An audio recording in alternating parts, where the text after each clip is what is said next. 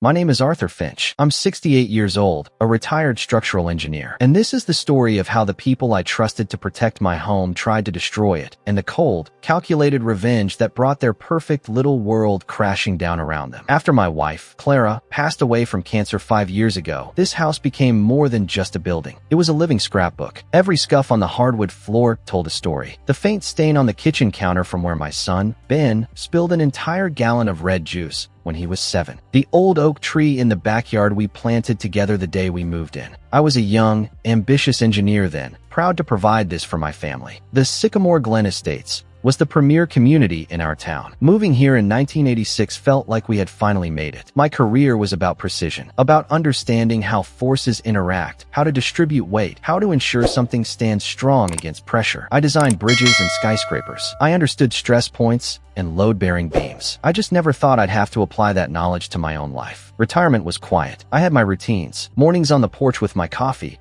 watching the neighborhood wake up, tending to Clara's rose bushes. Ben was grown, living on the other side of the country, building a life of his own. It was lonely, yes, but it was a peaceful loneliness. It was my peace, and I was content, surrounded by the ghost of a happiness that was once so vibrantly alive. The Homeowners Association, the HOA, was just a background fact of life. We paid our dues, $3.50 a month, and in return, the common areas were maintained, the streets were plowed, the neighborhood retained its curb appeal, and consequently, its property values. It was a transaction, or so I thought. The HOA board was made up of my neighbors, people I'd waved to for decades. There was Brenda Schiff, the board president, a woman in her late 50s who had made community standards her personal religion. She was always perfectly coiffed, dressed in expensive athleisure wear, patrolling the streets not for safety, but for infractions. A garbage can left out an hour too long, a fence panel needing a fresh coat of stain. She wielded the HOA covenant like a sacred text. Then there was Mark Ronson, the treasurer, a brash, self-proclaimed finance guy in his early 40s. He'd moved in about 10 years ago and immediately started talking about maximizing ROI and curb appeal metrics. He was always on his phone, always looking for the next angle. The third key player was Diane and Robert Carter. They were the social chairs, a couple in their 60s who organized the block parties and holiday potlucks. They were friendly, always smiling, but there was a sycophantic quality to their interactions with Brenda. They were her loyal lieutenants. The first hint of a problem was a letter. It arrived on a Tuesday. Crisp, official, from the Sycamore Glen Estates HOA Management Committee. Dear Mr. Finch, it read, it has come to our attention that the paint on your home's exterior shutters is faded and chipping, in violation of Covenant 7, Section B. You have 30 days to repaint using one of the 3 approved historic colors from the community palette. Failure to comply will result in daily fines. I sighed. It was true, the shutters were a little weathered. I'd been meaning to get to it, but the tone was so cold. Official. I went to the local hardware store, bought the paint, colonial blue, and spent the weekend carefully repainting them. Problem solved. Or so I thought. A month later, another letter. This time about my lawn. A few patches of clover were apparently a violation of the community aesthetic standard. I bought the specific herbicide they recommended and treated it. Then came another, and another. The mailbox was slightly rusted. A single roof shingle was curled. The flag on my porch for the 4th of July was not of a suitably dignified material. The fines started to appear on my monthly statement. $50, $75, $150. It was a death by 1,000 paper cuts. I tried to talk to them. I went to the monthly HOA meeting. The community clubhouse was sterile and smelled of lemon-scented cleaner. Brenda sat at the head of the table, a gavel next to her water glass. Arthur, she said, with a thin, patient smile, we're not being unreasonable. These rules exist for everyone. They protect all our investments. If we let one house slide, the whole neighborhood slides. It's about standards. Mark Ronson didn't even look up from his spreadsheet.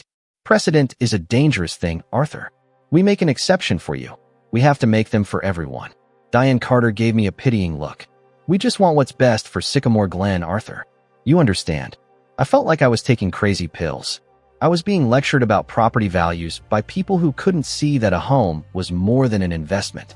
I was a retired engineer being Taka. The big one came on October 12th. A certified letter. My heart sank the moment I saw it. I opened it with trembling hands. It wasn't a violation notice. It was a final notice of lien and intent to foreclose. My vision blurred. Foreclose? The word screamed at me from the page. I had to read it 3 times to comprehend the legalese. It claimed I owed the HOA $8,750 in unpaid fines, late fees, and administrative costs. It gave me 60 days to pay the full amount, or the HOA would place a lien on my property and initiate foreclosure proceedings to recover the debt. My blood ran cold. $8,750? It was impossible. I had paid every fine. Meticulously. I kept records in a shoebox in my home office. I stumbled to the office, my heart hammering against my ribs, a frantic, terrified rhythm. I pulled down the shoebox and spread the papers on my desk. Canceled checks, bank statements, my own handwritten ledger. I cross-referenced everything. According to my records, I owed them nothing. Maybe $100 at most from the last round of fines. Not $8,700. This was a mistake. A terrible, horrifying mistake. I tried to call Brenda. No answer. I called Mark Ronson. He answered on the first ring. Mark, it's Arthur Finch. I just got a letter. There's been a terrible mistake. It says I owe $8,700. That can't be right. His voice was smooth, almost bored. The records are the records, Arthur. The fines have been accruing. You've been non-compliant on multiple fronts for months. The late fees compound. Non-compliant? I painted the shutters. I fixed the lawn. I have the checks, Mark. I have them right here. Arthur, I really don't have time for this. The board has been more than patient. You have 60 days to settle the account. I suggest you do so. The line went dead. Panic turned into a cold, hard knot in my stomach. This wasn't a mistake. The precision of the numbers, the cold finality in Mark's voice, this was deliberate. The next HOA meeting was in a week. I went, but this time, I wasn't a supplicant. I was a detective. I arrived early and sat in the back. The board members were huddled at the front table, talking in low, serious tones before the meeting officially started. Mark was showing Brenda something on his tablet. She nodded, a grim smile on her face. When the meeting began, Brenda went through the usual mundane topics. Then came delinquent accounts. My name was at the top of the list. Arthur, Brenda said, her voice dripping with faux sympathy. The board has been more than fair. We've sent numerous letters. The foreclosure process is a last resort, but the covenant gives us the authority to protect the financial interests of the community as a whole. A few people in the room shifted uncomfortably. No one met my eye.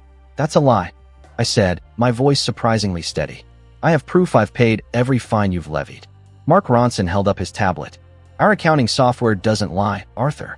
The debt is valid. It was then that I saw it. As he lowered the tablet, the screen reflected in the glass covering a faded community award on the wall behind me. It was a distorted reflection, but I could see it clearly. He wasn't on his accounting software. He was on a golf booking website. A cold fury began to burn through the panic. They weren't even bothering to pretend. They were just going through the motions, confident in their power. After the meeting, as people filed out, I lingered. I saw Diane and Robert Carter talking to Brenda by the coffee urn. Such a shame, Diane was saying. But that property is on the prime corner lot. The new community revitalization plan would be so much easier if... Brenda cut her off, seeing me approach. We'll discuss this later, Diane. She gave me a tight smile. 60 days, Arthur. I do hope you can find a solution. I walked home in a daze. Prime corner lot. Community revitalization plan. The phrases echoed in my head. I got to my computer, my engineer's mind, trained to find the source of a structural failure, began to work. I searched the county clerk's website for Sycamore Glen Estates and revitalization plan. Nothing. I searched for the HOA's official financial disclosures. They were a bare-bones, single-page PDF that showed almost nothing. Then, I had a thought. A long shot. The HOA had a website, a clunky, outdated thing run by Mark Ronson. I remembered Ben, years ago, complaining that the site was so poorly built it was probably vulnerable to hackers. He was a software engineer himself. He tried to tell Mark, who had brushed him off. I didn't know how to hack, but I knew how to look for weaknesses. I right-clicked on the page and selected View Page Source. It was a mess of code, but I saw it. A comment left in the code, probably by a lazy developer. My heart stopped. It was that simple? That stupid? With trembling fingers, I navigated to the /admin page of the site. A login box appeared. I typed in the credentials. I was in. I was inside the HOA's backend server. My eyes scanned the directories. Financials, meeting_minutes, properties, communications. I clicked on financials. There were spreadsheets, detailed ones. I opened the file labeled fines_and_receivables_2023. I found my name, and next to it, a column that was hidden from the public view. Fines_accrued_real and fines_accrued_display. My real fines were listed as $225. My display fines were listed as $8,750. It was a complete fabrication. A second set of books. I felt a surge of vindication, immediately followed by a wave of nausea. This was criminal. This was fraud. I started downloading everything. Spreadsheets, PDFs, emails that were stored in the server's backup folders. I worked for hours, a digital archaeologist unearthing a tomb of corruption. And what I found was a conspiracy far more sinister than I could have ever imagined. It wasn't just me.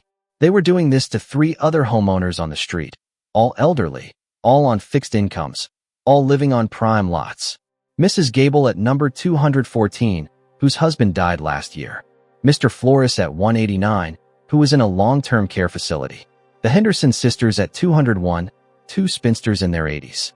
The Sycamore Glen revitalization plan was a secret proposal from a developer, Pinnacle Properties. They wanted to buy up 4 specific lots, including mine, tear down the older, outdated homes, and build massive, modern McMansions that would sell for triple the price. The HOA board, Brenda, Mark, and the Carters, had a side deal. For each property they could deliver to Pinnacle through forced foreclosure, they would receive a kickback, a finder's fee. Mark's spreadsheets even had a tab labeled Project Payday. It detailed the payments. $50,000 for Brenda, $50,000 for Mark, $25,000 each for Diane and Robert Carter. They were trying to steal my home, the repository of my entire life's happiness and sorrow, for 50,000 pieces of silver. I printed it all, every damning page. I sat at my kitchen table, Clara's smiling face looking down from a photo on the wall, and I wept. I wept for the betrayal. I wept for the sheer, cruel avarice. And then, I stopped weeping. The grief was gone. In its place was something else. Something cold, solid, and precise. A plan. An engineer does not demolish a building with wild, uncontrolled swings of a sledgehammer. He studies the blueprints. He identifies the critical supports. He places precisely calculated charges at the exact stress points. And then, with the push of a button, he brings the entire structure down in a controlled, predictable, and spectacular implosion. Brenda, Mark, Diane, and Robert were the structure, and I was going to be the engineer of their ruin. My revenge would not be a knife in the dark. It would be a public demolition. I would use their own tools, rules, appearances, bureaucracy against them. I would make them experience the same public humiliation and powerlessness they were trying to inflict on me. My first step was intelligence. I needed more than digital evidence. I needed to understand their lives, their own stress points. Brenda Schiff's husband, Harold, was a quiet, henpecked man. I learned from a snippet in the local paper that he was a partner in a small but respected law firm. Their reputation was everything. Mark Ronson. He was all about money, status. He drove a new Porsche. His wife posted constantly on Instagram about their lavish vacations. I started cross-referencing his Project Payday numbers with public records. I found it. He had taken out a massive second mortgage on his house 6 months ago. He was leveraged to the hilt, probably waiting for this payday to stay afloat. The Carters. They lived for their social standing. They were the first family of Sycamore Glen, the glue of the community. Their identity was their popularity. I had my targets. Now, I needed my platform. The next HOA meeting was in 45 days. That would be my detonation point. But I couldn't just show up and yell. I needed an audience. A real one. I crafted a letter. Not an angry rant, but a calm, concerned, and official-sounding notice. I used my engineering firm's old letterhead template. It lent an air of authority. Dear neighbor, it began. Asterisk, you are cordially invited to a special meeting of the Sycamore Glen Estates Homeowners Association to be held on December 18th at 7 p.m. in the community clubhouse. The agenda will include a review of the board's financial management, a discussion of the so-called revitalization plan, and the presentation of evidence pertaining to serious misconduct by certain board members. Your home and your financial investment may be at risk. Your attendance is critical. Asterisk. I mailed it to every single homeowner. I didn't sign it. The mystery would ensure a packed house. Next, I prepared my evidence. I didn't just make copies. I created a presentation, a narrative. I bought a small, portable projector. I compiled the evidence into a slideshow, the fake find spreadsheet, the project payday tab, the emails between Brenda and the developer, the financial records showing Mark's personal debts. I annotated everything with clear, bold red text. Fraud. Forgery. Kickback. I practiced my delivery. I wasn't going to be an emotional old man. I was going to be a prosecutor presenting an open and shut case. Calm. Methodical. Devastating. I also reached out to the other targeted homeowners. I visited Mrs. Gable, bringing her a plate of cookies as a pretext. I gently guided the conversation to the HOA. Her eyes filled with tears. She'd received a similar foreclosure threat. She thought she was going senile, that she'd missed payments. I held her hand and told her, "It's not you, Eleanor.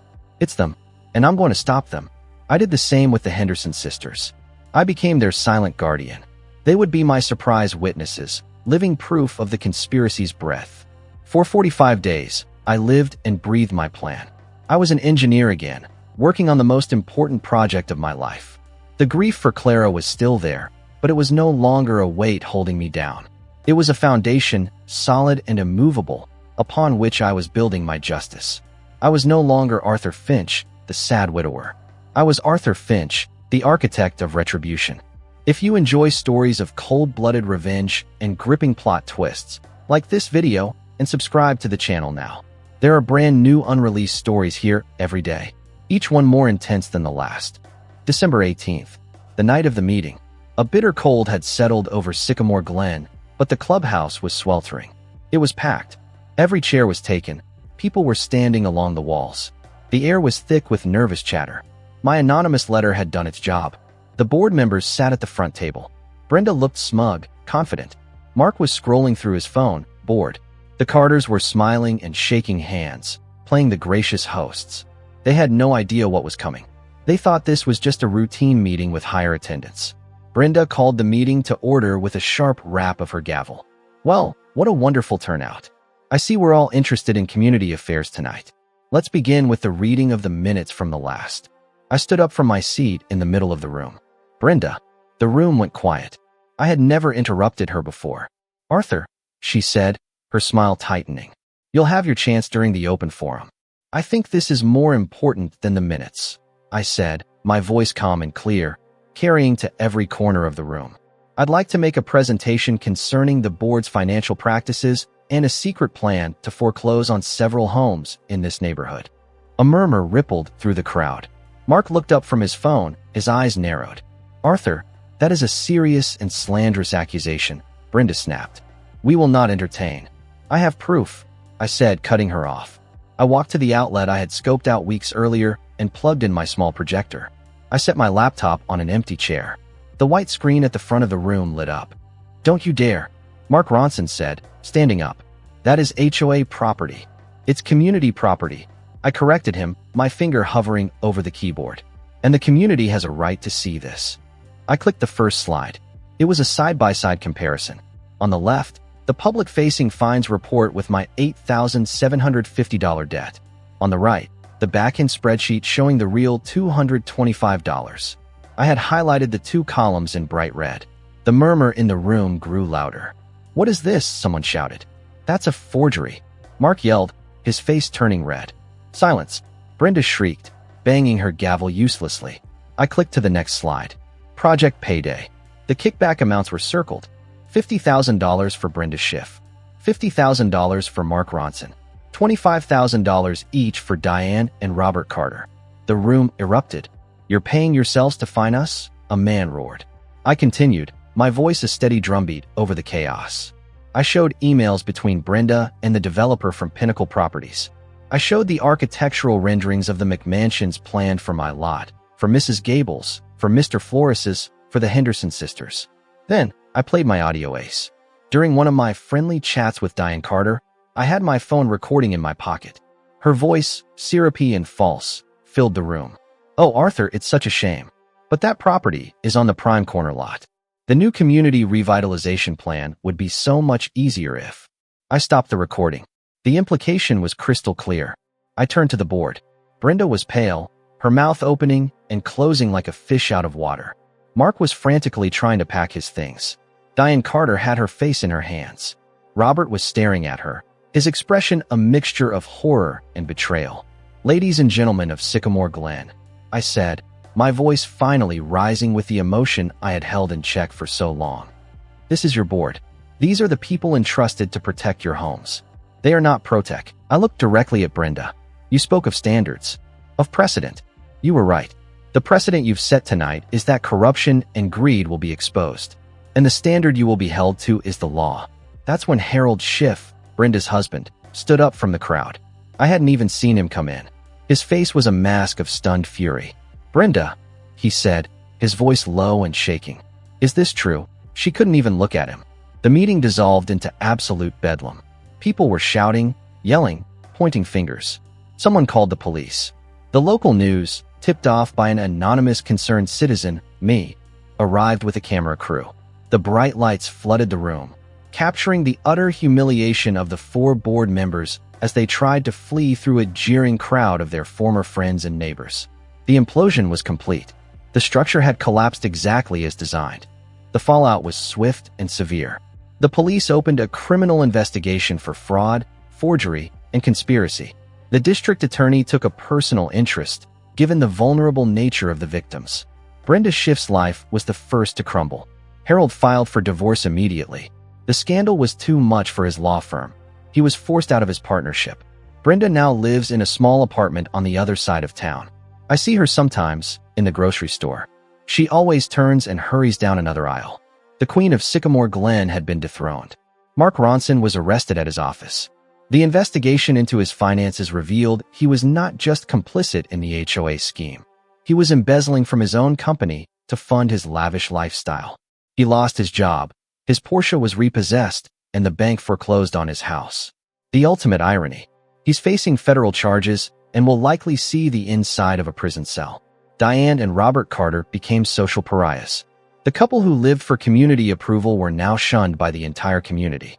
Their children were embarrassed at school. No one would return their calls. They put their house up for sale 6 weeks after the meeting and moved away. To where? I have no idea. And I don't care. The HOA was completely overhauled. A new board was elected, with Mrs. Gable as the treasurer, a poetic justice she delights in. The covenants were rewritten to strip the board of its more draconian powers. The fine system was abolished and replaced with a simple, transparent process. The Sycamore Glen revitalization plan was dead. As for me, I got my peace back. But it's a different peace now. It's not the quiet peace of solitude. It's the powerful peace of a man who stood his ground and fought for what was his. The house feels light again. The memories are sweet, not painful. Ben flew out to see me after he saw the story on the news. He hugged me tighter than he had in years. "I'm so proud of you, Dad," he whispered. "That was worth more than any revenge." The lesson I learned is that there are 2 types of people in this world: those who build and those who prey on what others have built. The builders create homes, families, communities. The predators see those things only as assets to be exploited. But every structure, no matter how strong, has its weaknesses. And if you are patient, if you are precise, and if you are willing to fight for your sanctuary, you can find those weaknesses and bring the whole corrupt edifice down. My home is safe. My memories are secure. And the rose bushes are blooming better than they have in years. If you enjoyed this story, please like this video and leave a comment telling me what you thought. Who did you hate the most? Brenda, Mark, or the Carters? I read every comment. And if you haven't subscribed to the channel yet, please subscribe and hit the notification bell to get alerts about new stories like this one. We have tales of corporate betrayal, family treachery, and justice served ice cold coming your way. Thanks for watching. Thanks for listening. And I'll see you in the next one.